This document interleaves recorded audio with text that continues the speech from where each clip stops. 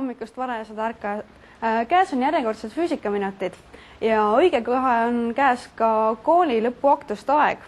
Ja fotograafidel on see igavene peavalu, sellepärast, et ikka jääb kellegi pea nägu kellegi kukla taha ja ei saa sellest korralikku pilti, kui nii palju inimesi tahab korraga naeratada. Ja siis, kas ei oleks tore võtta see suur tähtis pilt korraga sedasi ruumilisena ülesse, et kui ühe nurga alt ei näe, siis keerame teise nurga. Ja tegelikult täna hommikul olemegi siia stuudiosse toonud ühe ruumilise pildi ehk hologrammi. Ja selleks, et seda näha, on meil siin üks laserpointer. Ja me ajame kõigepealt kiire laiaks ja suuname peeglisse. Ja peegliga laseme siia fotoplaadi peale. Ja see ei ole siis tavaline fotoplaat, vaid seesama ongi hologramm. Ja ma panen ta nüüd tööle ja siia taha tekib üks roheline kujutis. Tegelikult sellest samast mehikesest, kes on siin kuidagi moodi.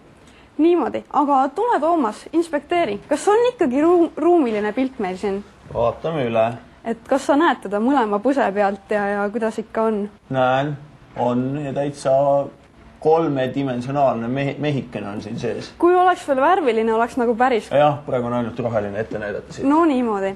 Aga kuidas siis on võimalik saada sellist ruumilist kujutist, kui fotod on meil sellised tasapinnalised? Ja asi on tegelikult selles, missugune see laserivalgus ise on.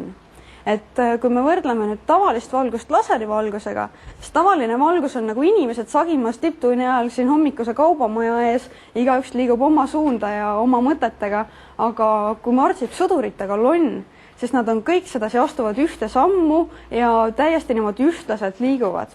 Ja see on siis ka laserivalguse ja valgevalguse vahe. Aga uurime seda lähemalt. Siin on meil üks teine laser ka.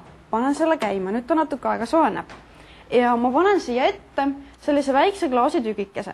Meile paistab ta selline ühtlane mattklaas. Et ei ütleks küll, et võib-olla on natuke krobeline kuskilt või nii. Aga huvitav, kuidas see paistab selle sama laseri jaoks, mille valgus on siis selline väga ühtlane ja väga kooskõlaline.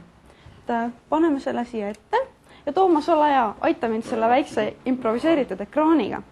Et me näeme siin sellist säbru. Kui sa lähed kaugemale, siis see säbru läheb veel suuremaks. Ja tegemist on tegelikult sellise interferentspildiga ja ei ole vaja hakata telekaekraani nüüd hommikul pühkima, see pilt peabki selline säbruline olema, sest selle laseri jaoks see klaasitükk paistabki täpselt sellisena. Ja tegemist on tegelikult sellise lainete liitumispildiga ehk interferentspildiga ja tegelikult on ka see hologramm selline lainete liitumise pilt. Ja erinevalt siis tavafotost, kui me see hologramm järsku katki läheb, siis juhtub selline asi, et igas selles tillukeses killus on salvestunud kogu info, mis on hologrammis üldse olemas. Aga loomulikult me kaotame mõnevõrra kvaliteedis, kui me seda pilti nüüd läbi selle väikse killu vaatame, et ta läheb tuhmimaks. Aga kui see on nii lahe asi, siis huvitav, miks meil veel seda ei ole? Ma just tahaks ka küsida, et miks mul ei ole kõik kohad täis hologrammpilte, miks ma neid ei kasuta iga päev? Aga asi on selles, et kui me vaatame seda televiisori ekraani, siis me võime näha seal selliseid väikseid täpikesi, millest pilt koos on. Nimetatakse pikslid. Jah, täpselt, need on need pikslid. Ja hologrammi jaoks, et seda näha, peaksid need pikslid olema umbes 1000 korda väiksemad. Ja kui meil on mõlemas suunas 1000 korda rohkem punkte, siis meil on juba kokku 1 000 000 korda rohkem piksleid. Ja ma sügavalt kahtlen, kas mõni tänapäeva arvuti jõuaks seda pilti nagu iga hetk uuendada. Ja isegi kui ta jõuaks seda pilti uuendada, siis on seal selline probleem, et need kõik punktid on igal ajahetkel vaja uuesti arvutada selle keeruliseks interferentspildiks, mida siis hologramm või mida see laser siin suudab teha. Ja see on siis lihtne põhjendus, miks meil veel ei ole holovideot või midagi sarnast.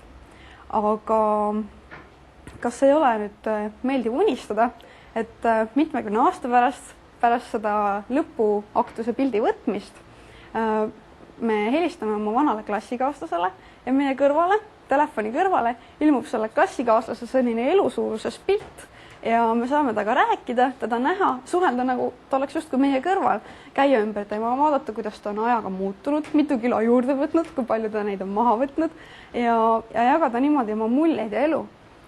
Igastahes seniks kena unistamist, kena kooli lõpetamist ja kohtume järgmine nädal.